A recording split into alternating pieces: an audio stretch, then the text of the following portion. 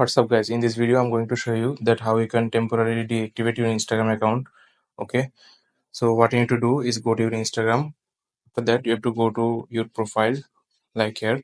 After going to profile you need to click on this three dot bar icon. Please watch the full video and please leave a like in this video.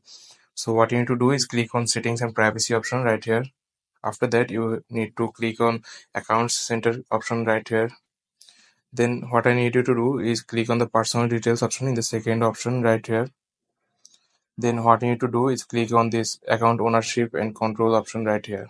Okay, then here you can see here is an option deactivation or deletion. You need to click on it. After that you have to click on your profile. Then what you need to do is click on the first option right here, deactivate account, or deactivating your account is temporary or deactivating your account permanent. So we need to click on the first option. Then you have to click on continue.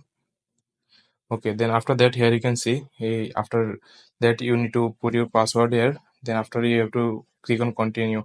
Then you can pretty much deactivate your Instagram account temporary. So this is how you can deactivate your Instagram account temporary. I hope you like this video. Please subscribe this channel.